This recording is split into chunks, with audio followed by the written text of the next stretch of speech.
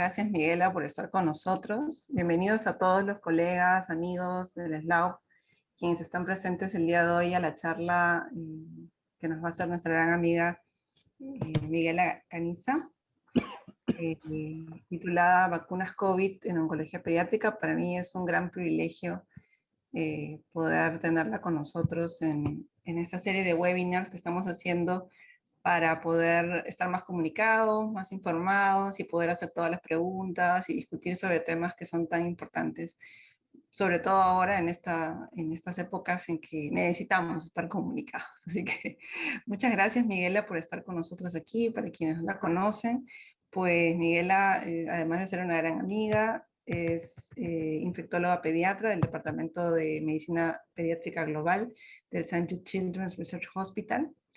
Y bueno, accedió muy amablemente a poder dar esta charla el día de hoy, así que sin más presentación, adelante Miguela, muchas gracias por estar aquí. Todas las preguntas que tengan, por favor, les pediría que las escriban en el chat y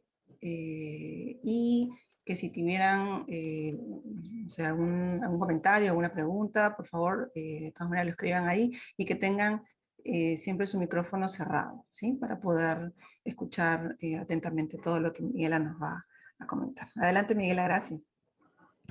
Y muchísimas gracias Liliana, y gracias a los organizadores de esta presentación, ¿verdad? Por dar ese espacio para hablar de este tema, ¿verdad? Que es un tema candente. Y estaré hablando acá, ¿verdad? De la vacuna COVID-19.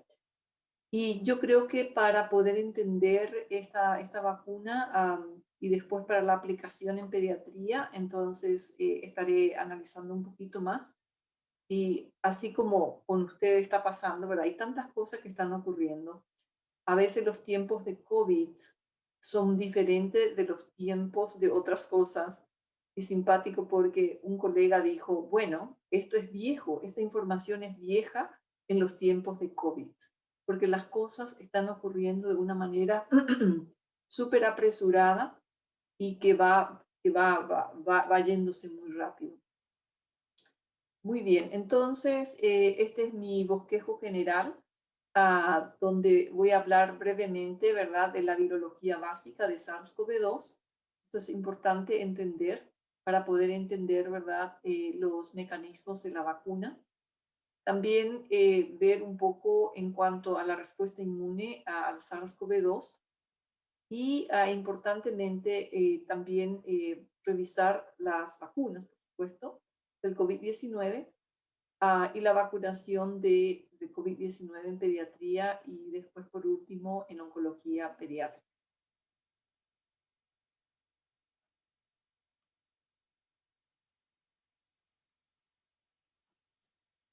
Ok, entonces, de vuelta, me imagino que ustedes ya vieron esta foto del virus COVID, como se diría en inglés, ad nauseam, o sea que como para darte náuseas, ¿verdad? Tantas veces que ya se vio. Entonces, uno se pregunta, ¿qué es un coronavirus? Y esto es un virus con un genoma ARN de cadena positiva. ¿Y qué significa? ¿Y cuál es la significancia de un virus ARN de cadena positiva? Es decir, que cuando esto entra adentro, inmediatamente puede comunicar el código genético para empezar a producir lo que este virus necesita para poder vivir. En tanto, comparativamente con otros virus, que no es ARN positivo, entonces necesita traducirse primero a otro mensaje para poder replicarse. Entonces, el genoma de este virus es técnicamente el ARN mensajero que da la orden a la célula para que sinteticen lo necesario para la multiplicación de los virus. Este virus, así como ustedes pueden ver acá, ¿verdad?, tiene picos en la superficie y hay varios subgrupos. Están los grupos alfa, beta, gamma y delta. Existen 7 coronavirus que pueden infectar a los humanos. 4 son los coronavirus humanos y esto produce un resfriado común que puede ir al leve a moderado con tos, secreción nasal, odinofagia, malestar general, fiebre. Esto afecta a la mayoría de las personas y los síntomas duran poco tiempo. Y en la enfermedad cardiopulmonar, es decir, personas que tienen comorbilidades y con un sistema inmunológico debilitado de adultos mayores, el coronavirus humano puede causar neumonía o bronquitis. Después tenemos los otros tres, que son los coronavirus animales. Entonces acá ustedes pueden ver el SARS-CoV-2, que apareció en el 2002 y causa el síndrome respiratorio agudo severo con una mortalidad del 10%. El MERS-CoV, que causa el síndrome respiratorio del Oriente Medio, o MERS, y esto apareció como en el 2012, como 10 años más tarde, con una mortalidad del 30%. Y el SARS-CoV-2, que es un nuevo coronavirus causante del COVID-19, que apareció en el 2019 y que tiene una mortalidad ya del 4 al 5%. Y otra vez, ¿verdad? Muchas de esas cosas ustedes ya lo conocen. Ahora, voy a concentrarme en esta parte de este virus, que es la porción antigénica del virus. Entonces, esta es la porción del virus que se une a la célula que tiene un receptor. Entonces, esto el virus necesita para fusionar e inyectar el material genético en la célula hospedera. La espiga o el pico, también como se le llama, y que acá está estás en circular azul. Este es el elemento fundamental para esta función. Y aquí ustedes pueden ver la estructura molecular de la espiga, el elemento muy importante para la unión a la célula y la infección. Y acá ustedes pueden ver en rojo se destaca como le llaman, el receptor binding protein, es decir, la proteína receptora del pico. Y acá ustedes pueden ver, aquí vemos la espiga, ¿verdad? Uniéndose a un receptor. Y este receptor se encuentra a nivel de la célula. Entonces, este está coloreado en azul. Y esto es la enzima convertidora de angiotensina 2. Y este receptor está ampliamente distribuido en las células endoteliales vasculares, el epitelio tubular renal, los pulmones, los riñones y el tracto gastrointestinal y otros tejidos múltiples. Con este trasfondo de la estructura básica del virus y la función, pasemos a la respuesta inmune. Ok, entonces vamos a pasar ahora a ver un poquito acerca de la respuesta inmune.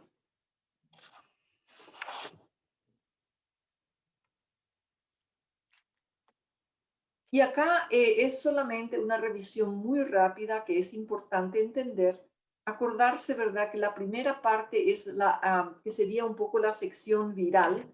Y la otra parte, ¿verdad? Si uno piensa de 1 a 14 días y un triángulo en donde la base sea, ¿verdad? En los primeros días y la punta va hacia los días 14, eso sería la porción viral. Ahora, cuando el triángulo está invertido, es decir, la base está cerca de los 14 días y la punta, ¿verdad? Al comienzo, ese sería el factor inmune.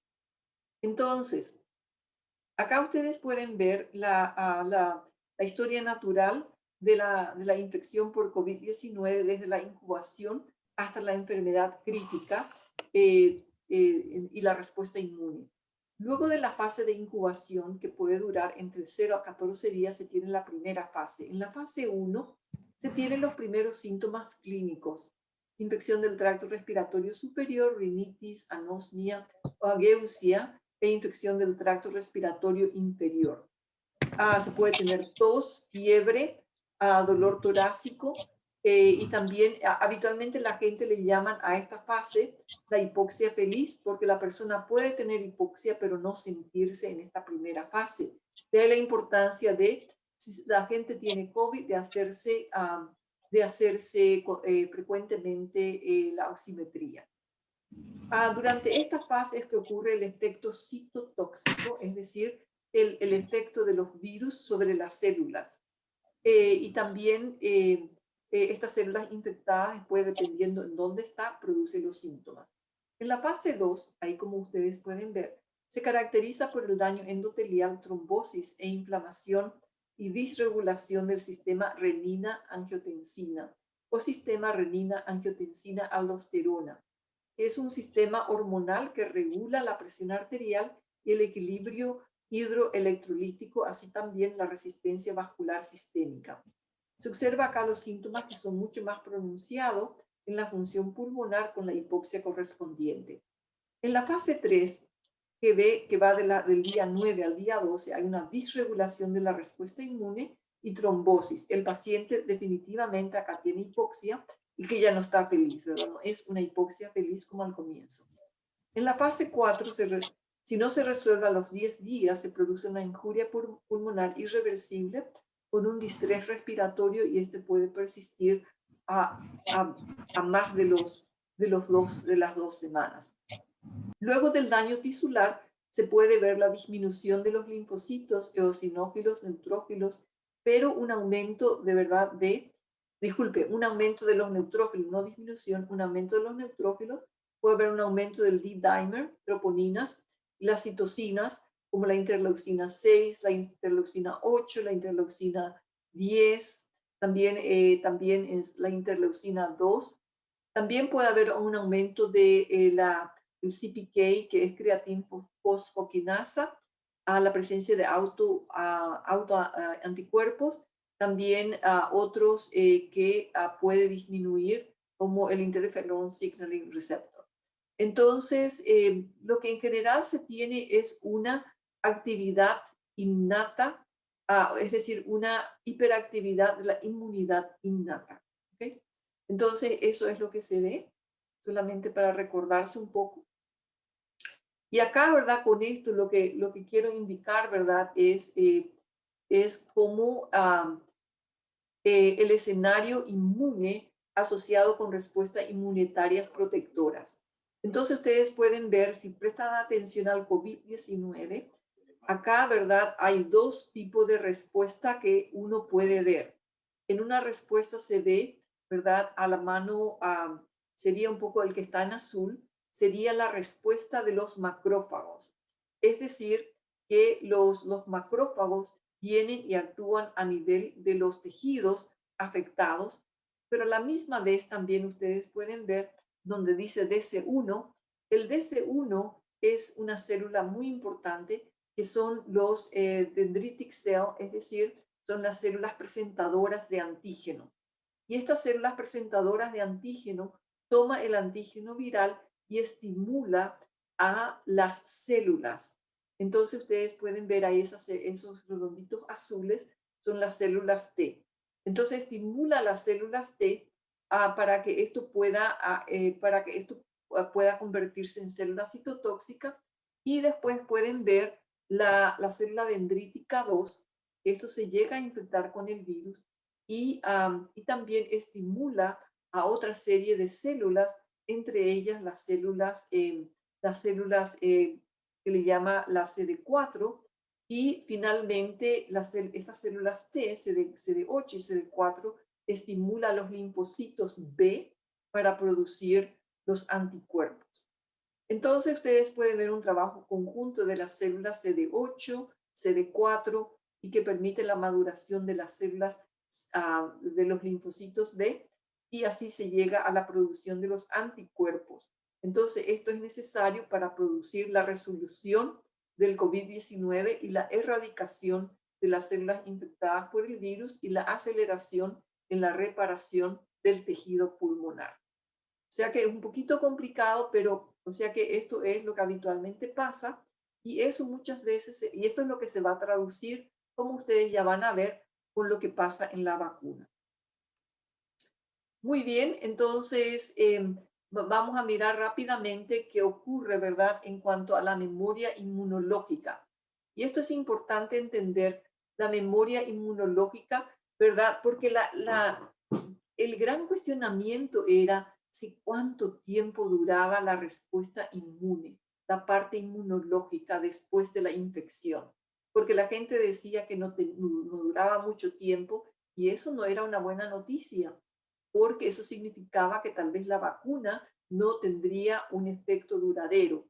pero este estudio fue súper importante, que recientemente fue publicado y esto entonces nos da la evidencia de la memoria inmunológica, que es la base para la inmunidad protectora duradera después de una infección o después de una vacunación. Esta memoria inmunológica consiste de células de memorias, como por ejemplo las células linfocitos B, los linfocitos T CD4 positivo y también los CD8 positivo y anticuerpos.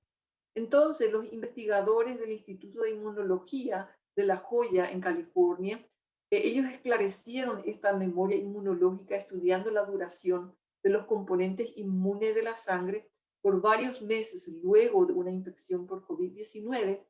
Y ellos pensaron, estos investigadores pensaron que la memoria, al menos de 6 meses, podría decir que había una durabilidad de la inmunidad para SARS-CoV-2.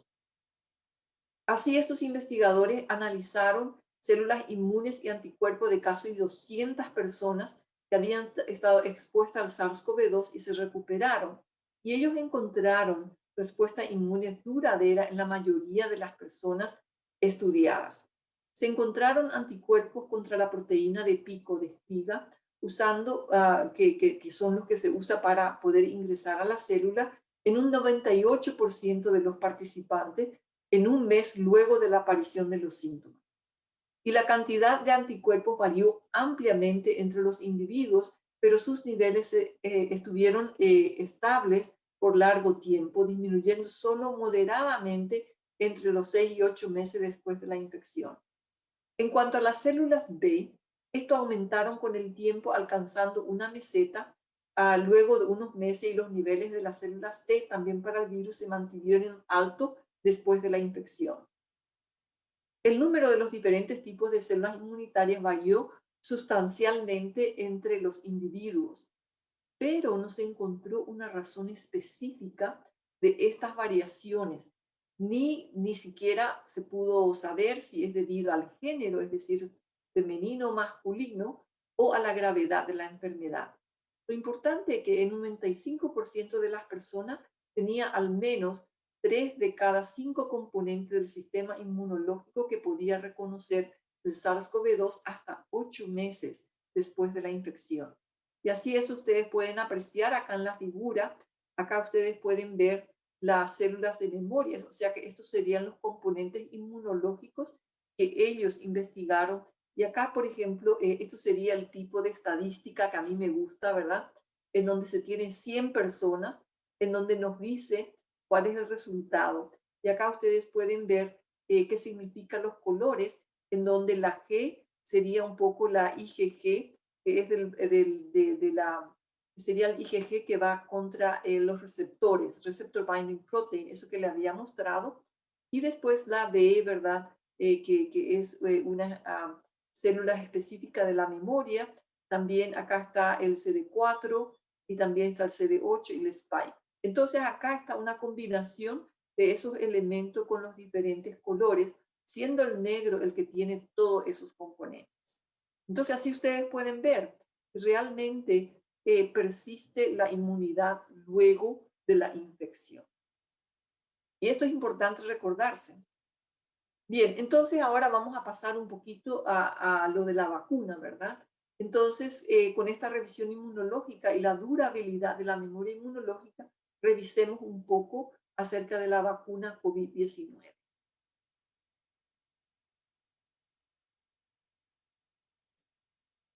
Actualmente, no sé si esto pueden ver, entonces esto es el camino que se recorre para desarrollar la vacuna tradicionalmente, ¿verdad? Entonces ustedes pueden ver que es un largo camino, por lo menos 10 años, ¿verdad? Hasta desde desde el descubrimiento de la gente y también la validación del target, de qué porción del virus es la parte antigénica, que por el estadio preclínico y también la parte inicial del bioproceso, la fase 1, después también la optimización de los ensayos clínicos y los estudios de fase 1, fase 2, fase 3 y también la regulación, ¿verdad? las oficinas de regulación. Entonces, actualmente, ahora en este momento, ¿verdad? Hay como 16 vacunas que nosotros damos a nuestros pacientes y algunos requieren múltiples dosis en edades y momentos específicos desde el nacimiento hasta los 18 años. Y estas vacunas recomendadas, ustedes conocen, como influenza, difteria, tétanos, pertusis, poliovirus, measles, también varicela, neumococo, hemófilos, rotavirus, hepatitis A, B, también el papilomavirus, meningococo y cosas así. Entonces, todo eso pasaron por esta fase. Ahora, ah, también, entonces, lo que vamos a ver ahora, ¿verdad? ¿Qué pasa con las vacunas de COVID? Entonces, porque la idea es que la gente piensa que fue un desarrollo muy acelerado para poder producir esta vacuna. Entonces, esto es una información súper interesante en este sitio, en donde se aclara cuáles son las estrategias para un cronograma acelerado. Entonces dice que sí, se puede hacer una estrategia para un cronograma acelerado en puntos que habitualmente lleva tiempo. Entonces, esta estrategia para cronograma acelerado, en donde algunas fases de los ensayos clínicos se combinan y los casos se acumulan rápidamente para evaluar la eficacia de la vacuna debido a la pandemia y también la capacidad de fabricación se amplía durante los ensayos clínicos. Habitualmente, ¿verdad? No, o sea que no, nunca ha existido una disponibilidad de fondos para poder fabricar las vacunas como lo que está ocurriendo en este momento. Es decir, que la parte financiera ha sido muy amigable, en cierto modo, para poder fabricar estas vacunas. Entonces, y esto es muy importante entender. Así es que y también la otra cosa importante es que debido a la gran cantidad de casos nuevos de COVID-19 en muchos lugares, la diferencia de riesgo de enfermedad entre quienes recibieron la vacuna y quienes recibieron el placebo o la vacuna comparación se puede medir mucho más rápidamente que en la ausencia de una pandemia. Y muchas veces esta parte puede durar varios años. Pero, digamos, afortunadamente tuvimos tantos casos que esta parte se fue muy rápido. También el fabricante o patrocinador de vacunas debe enviar una solicitud a un nuevo fármaco de investigación a la FDA y también hubo una dispensación especial para que esto tenga una prioridad en la revisión. Entonces, lo importante de saber es que ciertamente fue un cronograma acelerado, pero no se saltó ninguna etapa. Todas las vacunas que se han desarrollado pasaron por la fase preclínica, la fase 1, 2 y 3 de la parte de los ensayos clínicos. Y eso es importante entender porque ¿cómo se dice? Los movimientos antivacunas siempre, o sea que hablan de esto, esta vacuna se produjo muy rápido, que posiblemente se saltaron etapas, pero eso no es el caso, así como había explicado. Ok, entonces fijémonos o sea que esto es para la gente que le gusta leer de vacuna, esto es un sitio muy bueno. Yo sé que no es científico, pero es buenísimo. Y también los expertos consejeros para este sitio son gente muy buena, a quienes yo le conozco. Así es que puedo decir con mucha seguridad que es un buen lugar para ustedes para ir a encontrar más información. Entonces, muchas de las informaciones lo he tomado de este sitio porque tiene una ilustración muy bonita. Bien, entonces, coronavirus. Acá ustedes pueden ver que que 44 vacunas realmente se han probado, están en la fase 1. En la fase 2, ¿verdad? Están 31 vacunas, en la fase 3, 23. En la fase, después está autorizado 6, aprobado 7, pero también ciertas vacunas se han abandonado. Y otra vez, estas vacunas generalmente que requieren años, esto se produjo muy rápidamente. y desde el año pasado los científicos se embarcaron en una carrera para producir vacunas contra el coronavirus, así como yo le dije, son seguras y efectivas y realmente estamos en un tiempo increíble. Y yo pienso que estamos viviendo una etapa histórica, ¿verdad?, en cuanto a la utilización de esas vacunas. Ok, entonces vamos a revisar un poco cuáles son las vacunas líderes del grupo. Entonces acá ustedes pueden ver que están 12 vacunas líderes en este grupo y que el desarrollo se llevó a cabo en múltiples países utilizando diferentes metodologías. Y estas vacunas 12, todas ellas están en la fase 3 y que están listos, ¿verdad? Y que ya están siendo administrados por miles y millones de personas. Durante esta fase 3 se espera ver, ¿verdad?, cuánta gente tiene resultados colaterales o lo que sea. Así es que muchos de estos fueron aprobados ya y están en fase de uso de emergencia en estos países que he listado aquí.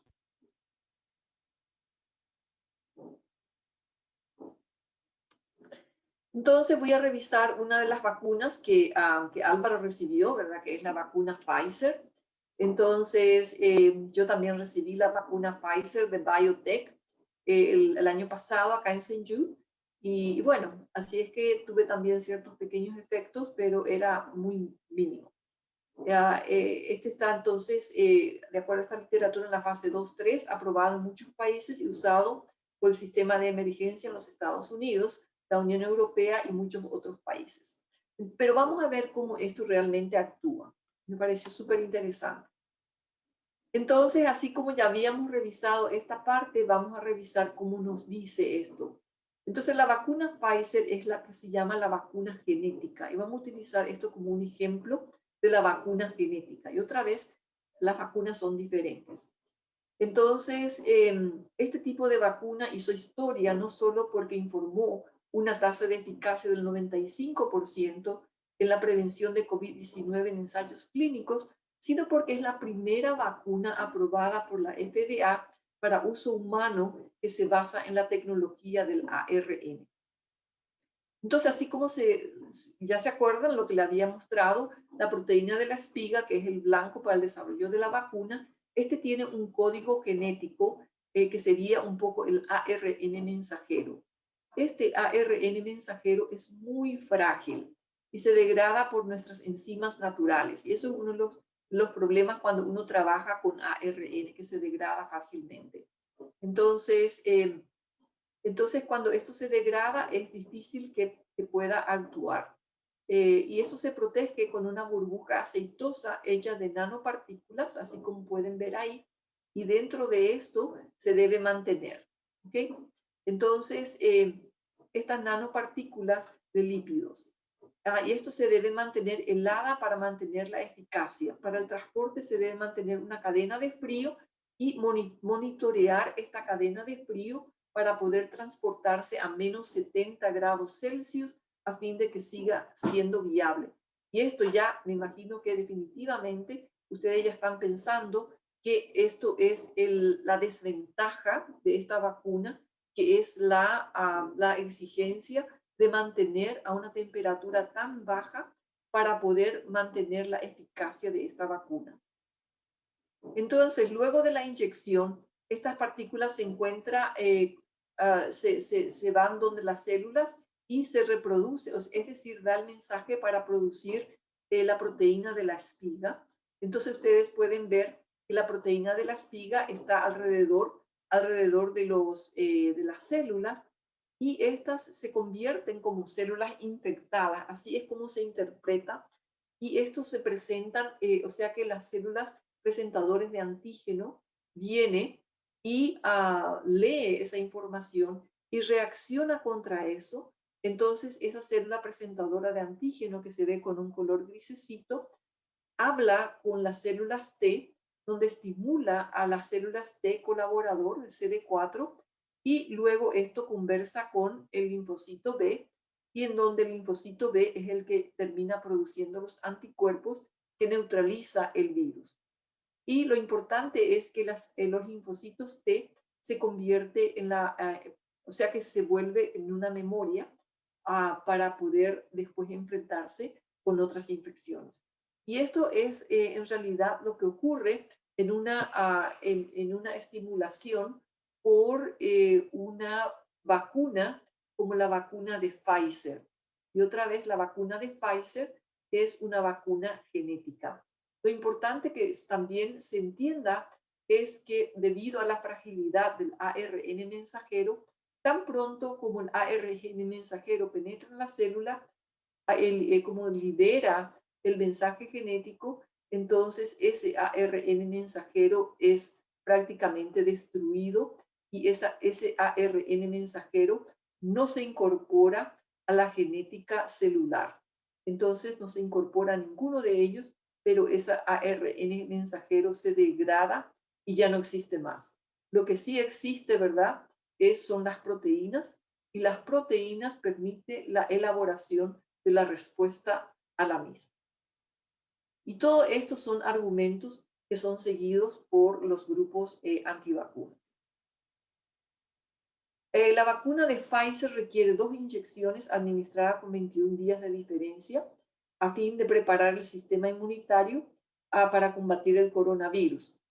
Entonces, o sea que esto es lo que ya Álvaro recibió y yo recibí. Bien, entonces acá, esto, ¿verdad? Es una publicación importante en donde ustedes pueden ver cómo se publicó el resultado de esta vacuna en el New England Journal of Medicine, en donde publica la seguridad y la eficacia de esta vacuna, ¿verdad? Que es la vacuna de Pfizer, que tiene una sigla bien larga.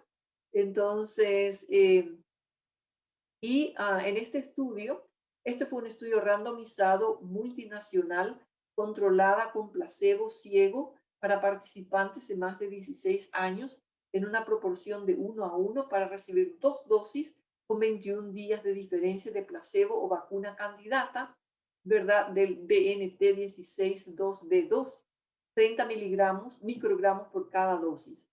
Y los criterios de valoración principales fueron la eficacia de la vacuna contra la COVID-19 confirmada por laboratorio y la seguridad.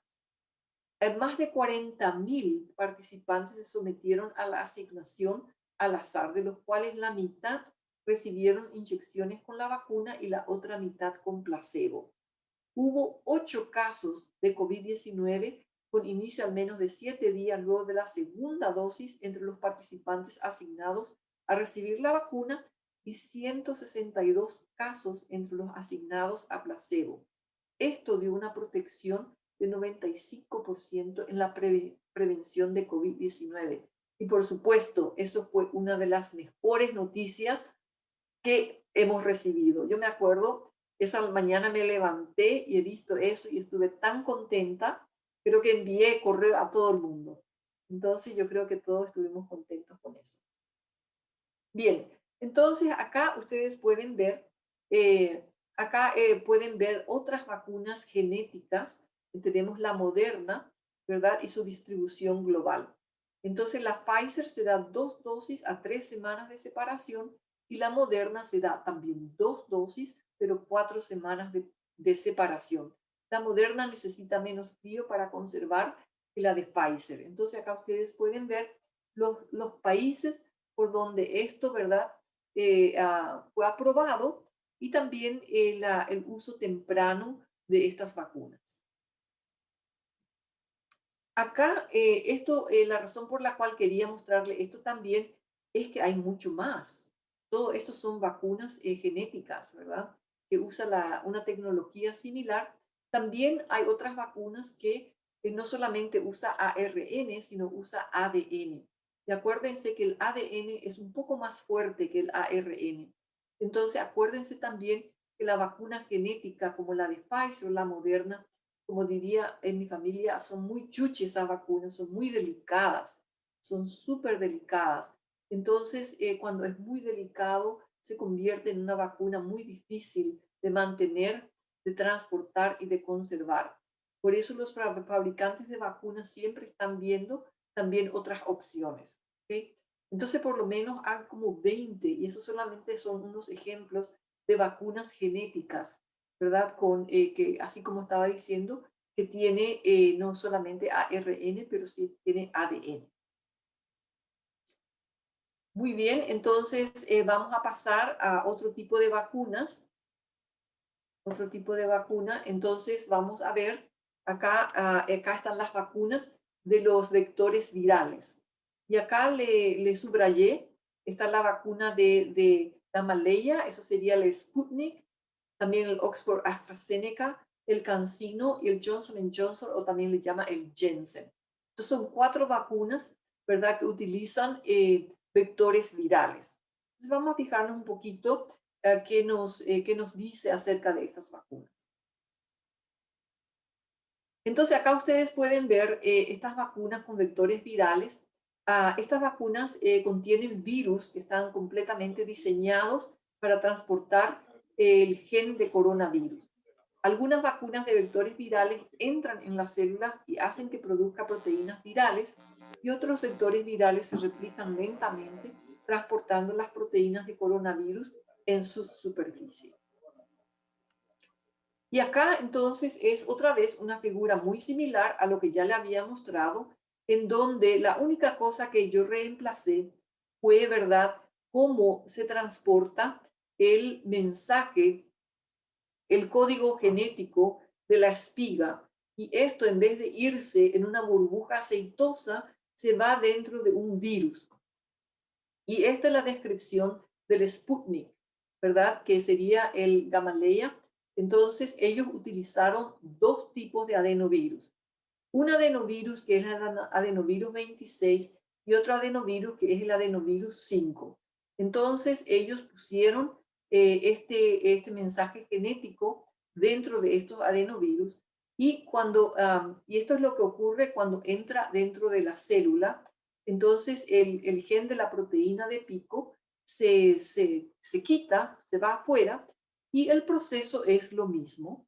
Entonces, una vez que el material genético entra dentro de la célula, produce la proteína de pico, que después, cuando esta célula se desintegra o cuando lo pone en la superficie, son captadas por las células dendríticas, que son los presentadores de antígeno, y que presenta este antígeno a las células T, que trabaja con las células B, produciendo los anticuerpos y después la respuesta inmune.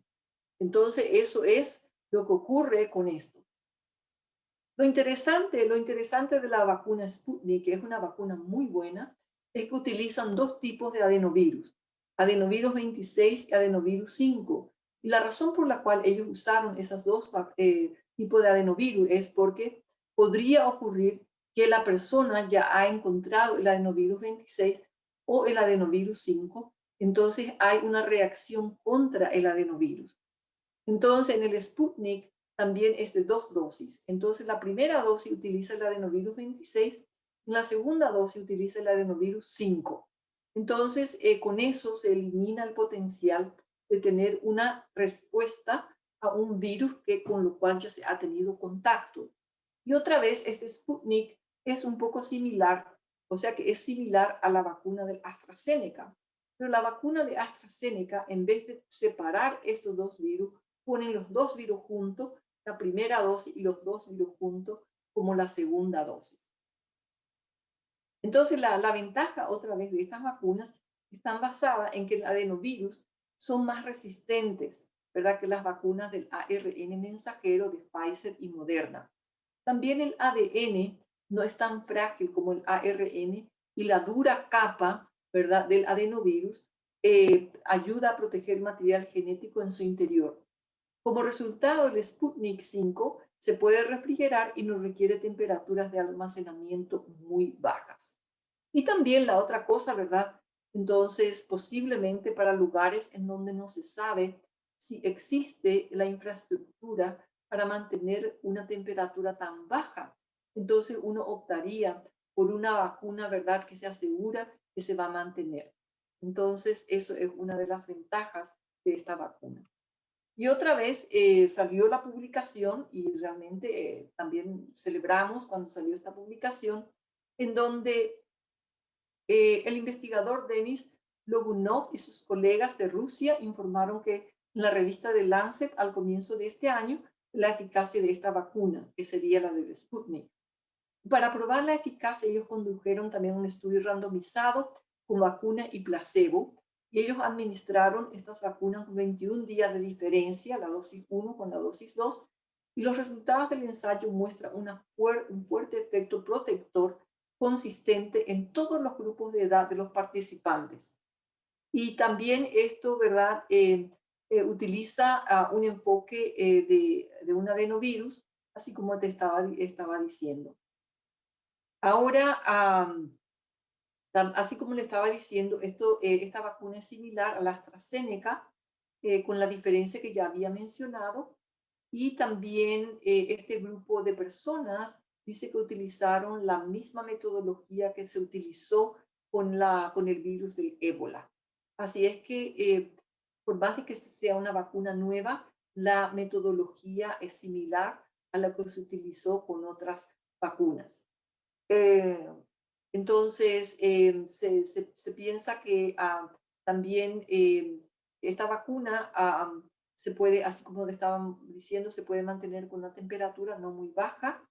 Se dio esta vacuna como a 20.000 personas que fueron asignadas al grupo de vacuna y 5.000 al grupo placebo. Y en el análisis intermedio del ensayo de la fase 3 se mostró una eficacia del 91%, y eso es increíble en una vacuna. Hay que acordarse que la vacuna de la influenza, la que recibimos normalmente, la eficacia no es tan grande. La eficacia creo que va como el 60%. Y todavía consideramos que es buena, ¿verdad? Entonces, esto, ¿verdad?, tuvo una eficacia del 91.1%. Y también la otra cosa que fue muy bien tolerado, con muy pocos efectos colaterales. Y acá, entonces, en esta foto, ustedes, o sea que en este slide, ustedes pueden ver los lugares en donde se estaba utilizando estas vacunas de vectores virales. Entonces, el Sputnik y también el AstraZeneca.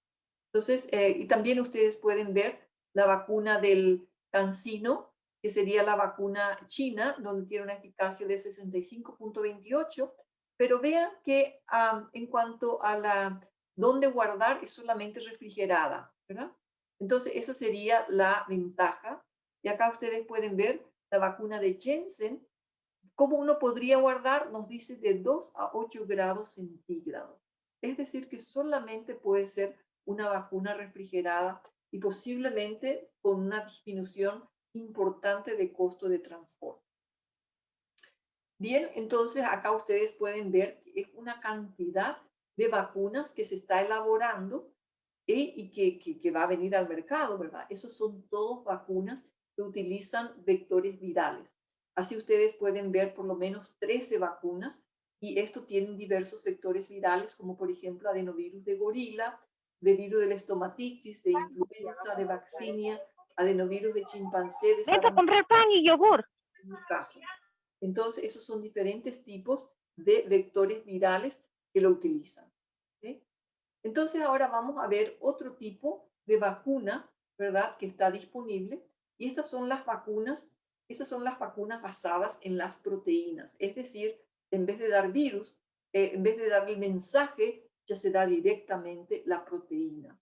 Y estas son vacunas, como estaba diciendo, contienen el material de proteína del pico, pero no material genético. Algunas vacunas contienen proteínas completas y otros solamente fragmentos, y algunas empaquetan muchas de estas moléculas en nanopartículas. ¿Okay? Entonces, otra vez, son vacunas, no son vacunas virales, son solamente de partículas. Esto sería un poquito similar a la vacuna, por ejemplo, de la hepatitis B, que son realmente solamente porciones de una molécula. Hola. Sí. Acá ustedes pueden ver, las otras vacunas con proteínas que están en varias etapas de producción. ¿Okay? Todas esas son proteínas virales, y lo que yo me quedé impresionada es los lugares en donde se produce. Ustedes pueden ver que hay 2 vacunas que se está produciendo en Cuba. También hay vacunas que se está produciendo, por ejemplo, en Irán. También hay vacunas Le estaba diciendo a mi esposo, creo que nosotros nos equivocamos, hubiéramos estado produciendo vacunas. Parece que todo el mundo está produciendo vacunas, cosa que realmente tendría que alegrarnos mucho, porque eso significa que vamos a tener vacunas. Eso es lo importante, que vamos a tener vacunas. Y estos son esos son vacunas inactivadas. Y acá está una vacuna que realmente yo creo que tendríamos que estar prestándole atención. Es la vacuna, ¿verdad? El Bharat, del Biotech. Y lo bueno de esta vacuna es, Covaxin también se le llama, tiene una eficacia del 80.6%. Se da 2 dosis con 4 semanas aparte y esto se puede mantener a temperatura del ambiente. Yo digo, wow, esto sí que va a ser una vacuna que sería uno de mis, y otra vez no quiero decir, ¿verdad? Lo digo nomás, una vacuna de que sería más fácil de utilizar. Muy bien, entonces, Lo abrimos en la casa. ¿y en dónde están por dónde andan estas vacunas? Acuérdense que estas vacunas, se está vacunando tanto la gente, y acá ustedes pueden ver que Oxford AstraZeneca, 86 países, Pfizer, 78 países, Moderna, ¿Ya? 33 países, el Sputnik, 20 países, el Sinopharm, que es la China, 20 países, el Sinovac, 14 países, acá ustedes ven más, el Sinopharm Wuhan, 2 países, el Janssen, 2 países, el Bharat, un país, ¿verdad? Esto es la India, que tienen billones de gente, y acá también está el Epivac Corona, un país. Bien, entonces ahora en el tiempo que nos sobra, yo sé que no tenemos mucho tiempo, pero lo que yo quería solamente insistir es que hay muchas vacunas que están viniendo y son de diferentes tipos. Entonces, ¿qué podemos hacer en pediatría? ¿Qué está ocurriendo en pediatría? En pediatría, entonces, como la vacuna Pfizer, lo importante es saber qué vacuna ya está autorizada para usar a partir de los 16 años. Lo importante también es ver si son elegibles por su condición médica, por su disponibilidad, aquellos mayores de 16 años, estas pueden recibir las vacunas. Entonces, lo importante es saber qué contiene esa vacuna. Pfizer y Moderna completaron la inscripción para estudios de niños, para estudio de estos niños de 12 años más y esperan publicar los datos durante el verano. Así es que vamos a tener esa información de Pfizer y Moderna. Ahora, si las oficinas regulatorias permiten, estos adolescentes también podrían comenzar a vacunarse si el suministro lo permita. Ahora, la vacuna Moderna está autorizada para aquellos mayores de 18 años. Pfizer y Moderna esperan comenzar estudios en niños menores de 11 años hacia finales de este año. Así es que para los pediatras tenemos muchas cosas que tenemos que estar siguiendo, pero en este momento ya depende de la disponibilidad. Vacunas tienen que fijarse a qué año, desde qué año. Entonces hay vacunas que ya se puede dar para los niños si eso está durante la edad correspondiente. Bien, entonces yo no le quería poner con muchos datos de eso. Y ahora la vacunación en oncología pediátrica. Y esto solamente algunos lineamientos generales, ya que le di todo lo que es de la vacuna COVID y ya de una inmensidad en cuanto al tipo. Entonces ustedes pueden ver que la depresión inmunitaria por quimioterapia puede afectar la eficacia de las vacunas en los niños. Y la quimioterapia intensa se ha encontrado que ciertas vacunas posiblemente no es la más apropiada durante esa quimioterapia intensa, excepto ciertas vacunas como por ejemplo la hepatitis A y B, que sí se puede dar por la necesidad, ¿verdad? Y también por cualquier efecto que esto puede producir. Pero se sabe que durante la quimioterapia intensa no se debe administrar vacunas de virus vivos o atenuados. Entonces, con eso uno ya inmediatamente tiene que pensar que posiblemente va a ser difícil dar vacunas que tienen vectores virales, ¿verdad? Porque esos son vacunas a virus vivos. Entonces, posiblemente eso no habría que ya ir pensando y un poco, ¿verdad? Quitando de la lista de lo que uno podría dar durante quimioterapia intensa. A finalización de la quimioterapia, puede haber niveles insuficientes de anticuerpos en suero para enfermedades prevenibles por vacunación pero hay una preservación de la memoria inmunológica. Y de 3 a 6 meses post finalización de quimioterapia se tiene una recuperación inmunológica y la respuesta al refuerzo a la vacunación es generalmente buena. Entonces, hay que hacer como una clasificación de los pacientes en dónde se está con esos pacientes. Entonces, considerando dos cosas, la eficacia de la vacuna y la seguridad. Para la eficacia, entonces, es la respuesta inmune, y para la seguridad, si esa vacuna no le va a dañar a este niño. Ahora, para los miembros de familia, se debe apegar a los esquemas de vacunación recomendado, y también para ciertos miembros de la familia posiblemente pudiera calificar, ¿verdad?, en cuanto a recibir estas vacunas de COVID. Ahora, en cuanto a la vacuna anual contra la influenza, eso sí se recomienda en niños más de 6 meses, incluyendo los que reciben tratamiento contra el cáncer. La vacuna contra la gripe estacional inactivado puede darse, pero no la vacuna nasal. Aquellos con trasplantes se puede dar vacuna contra gripe después de o sea que 6 meses después de la infusión, pero 4 meses si existe un brote. En cuanto a vacuna incompleta, se debe continuar con vacunación para protección durante el tratamiento con cáncer, y en general las vacunaciones durante el tratamiento de cáncer debe repetirse luego de terminar la terapia, debido a que la respuesta podría no ser eficaz por la inmunosupresión. Y la razón por la cual estoy mencionando estas otras vacunas es porque hay mucha similaridad entre la vacuna para COVID y las vacunas que ya existen. Y para ustedes que si de por ahí tienen interés, esto fue un artículo que nosotros habíamos hecho, en donde hemos hecho un sumario de qué vacunas se puede recibir y en qué fase durante la leucemia linfoblástica aguda. Entonces ustedes pueden ver la columna, por ejemplo, durante inducción y consolidación, que ninguna de las vacunas realmente está indicado. Entonces después durante maintenance, mantenimiento es lo que habitualmente uno puede hacer las vacunas, y ya de entrada te dice que vacuna virus vivo no está indicado, y más de 3 meses post quimioterapia, ¿qué se puede hacer? Y acá, ¿verdad? Sí, si la vacuna, la serie fue completada, si no fue completada o si no fue recibido. Entonces les estimulo a que ustedes vean esa publicación si necesita una información más precisa de cómo hacer la vacunación en los niños con cáncer. Y en conclusión, las vacunas de COVID-19 líderes son eficaces y son seguras. Existe una diversidad de vacunas de COVID-19 y es importante conocer estas vacunas e identificar cuáles de ellas estaría disponible en sus regiones. Ahora, debido a la urgencia de la vacunación en grupos de adultos y de riesgos y de personal de salud, conversaciones deben existir cuál será la prioridad de la vacunación de los niños con cáncer, y habría que identificar qué tipo de vacuna se podría usar dependiendo del mecanismo del vector de la vacuna, la edad del paciente y el momento del tratamiento quimioterápico.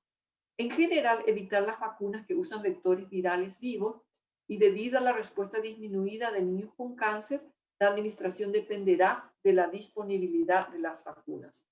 Entonces, eso es lo que yo tenía para ustedes, y otra vez entiendo que no hay mucha información y que posiblemente esta plática con gusto pueda hacer un seguimiento cuando haya más información.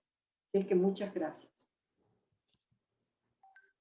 Muchísimas gracias, Miguela. Realmente excelente la presentación. Para nosotros ha sido un honor tenerte esta tarde, compartiendo tantas cosas importantes, interesantes sobre la vacunación por COVID-19. Así que, bueno, muchísimas gracias, muchas felicitaciones por la charla. Hay algunas preguntas también de los participantes. Y aquí le voy a dar paso a Victoria Cobrero, quien parte de la junta directiva de SLAO, para que nos apoyen en moderar las preguntas. Adelante, Vicky.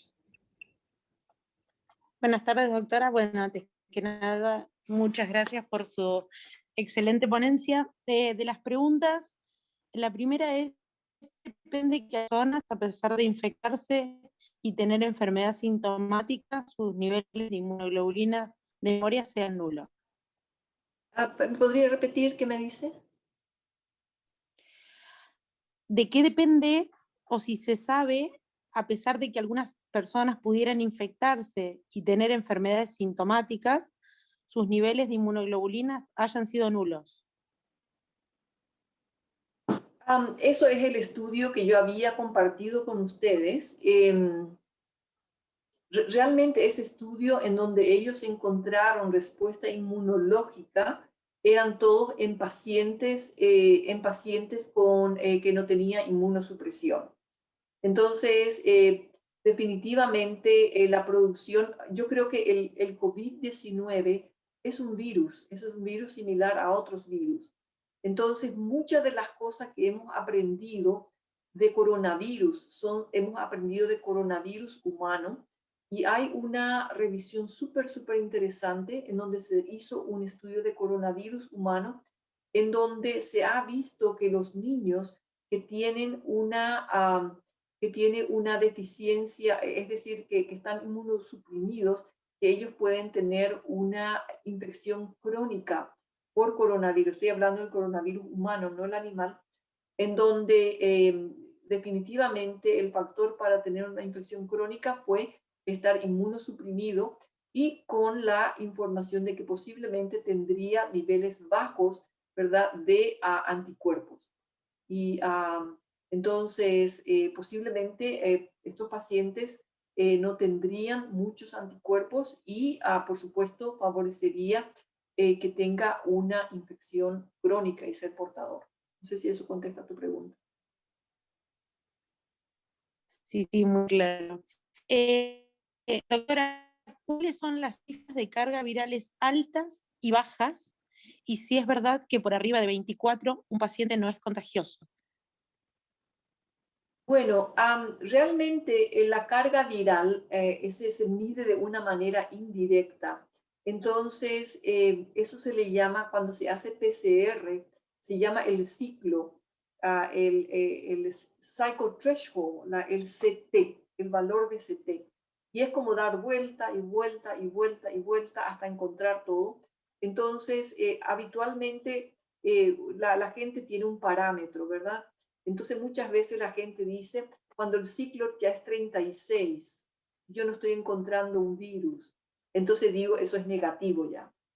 Pero muchas veces cuando hay mucho virus, no tiene que darse la vuelta varias veces para encontrar.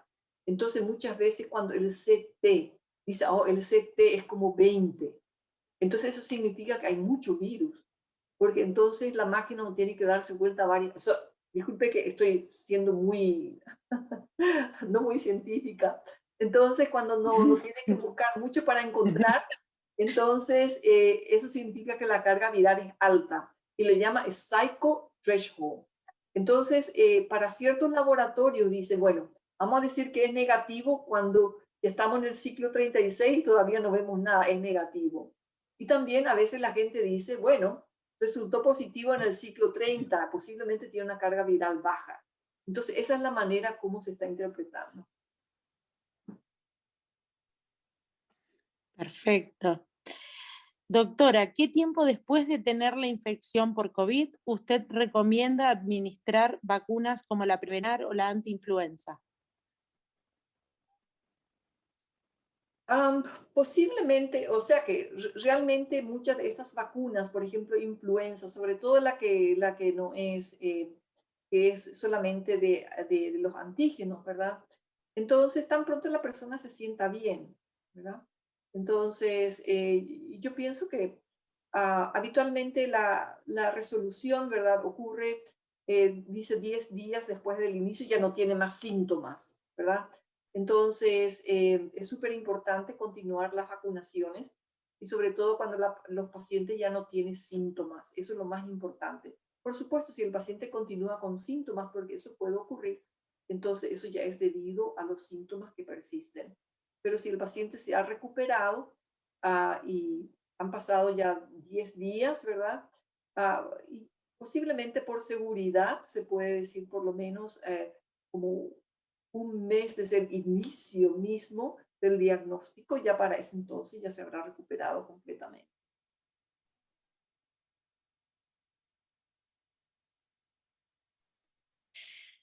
en su experiencia han sido los efectos adversos más graves que ha presentado la vacuna Moderna y la de Pfizer? Inmunocomprometido. Y Bueno, realmente lo que se ha presentado es, hubo muy pocos efectos adversos, y la mayoría de ella era dolor en el sitio de la punción, dolores musculares, febrículas, y con ciertas vacunas después de la segunda dosis se tuvo más efectos colaterales, pero a ninguna de ellas. También se informó que hubo una reacción, una anafilaxia, pero muchas de las gentes que tuvieron reacciones era más bien un síndrome vasovagal que es diferente de la anafilaxia, y era más bien eso, y que realmente realmente la causa era bien diversa. Entonces, no se informa, ¿verdad? Un efecto colateral que pudiera, ¿cómo se decir? No, ¿verdad? A la vacuna, sobre todo en las personas que tienen comorbilidades. perfecto, muchísimas gracias. No, si querés dar el cierre, que ya estamos un poco ocupados. Muchas gracias. Un honor para todos nosotros. Bueno, Lili, a las palabras finales. Bueno, muchas gracias, Miguela, y a todos los participantes por estar el día de hoy. Te hemos robado unos minutos de más, Miguela, el día de hoy. Y bueno, como siempre, excelente, yo creo, toda la información que nos brindas. Yo creo que para las próximas charlas, bueno, quisiéramos nosotros también tener toda la participación de los colegas y bueno, seguir con esta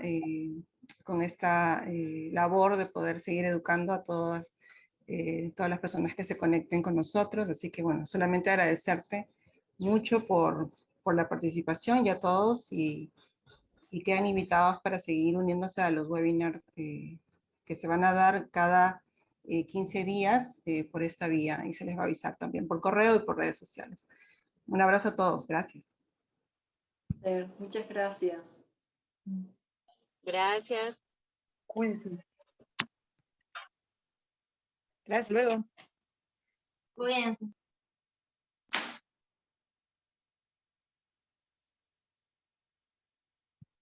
No hablen todas las horas, no hablemos. Gracias, hasta luego. Chao. Hola, Iván. Ya. Hola, Juan Pablo. Doctora, ¿cómo está? Qué gusto verla y escucharla. Gracias por tan placer. linda información. Gracias. Espero que haya sido útil. Seguro que sí, doctora. Gracias. Un placer. Chao.